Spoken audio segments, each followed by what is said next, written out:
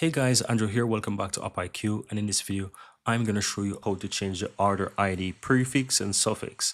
Now, what does this mean? It simply means that whenever a customer purchase something on your store, that order number, it can have a unique prefix or two or three letters at the front or at the back. And this is pretty good for you to do, especially if you want to somehow brand those order ID related to your brand or something like that, right? It's really up to you.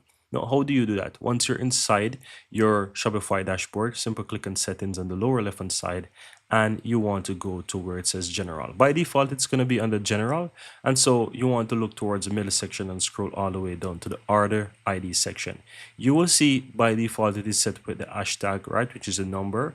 And at the end, it will have whatever it is, right? In my case, I just put something there and you will see whatever it has for you. It might be empty. It might be have some kind of a number or something, but you can easily change it. So for example, I want to have mine say, for example, up IQ. I can go ahead and just say for up, and I could just say the last part to be IQ, and they'll say that's how I want to have my prefix and suffix. So all the numbers within the middle section will be changed for increment based on the amount of purchases, but I could have it something like this to say, okay, this is going to be how I want my order ID to show up. Or I could also have it at the front like this and just have nothing at the back more than just digits. It's really up to you how you want to do it.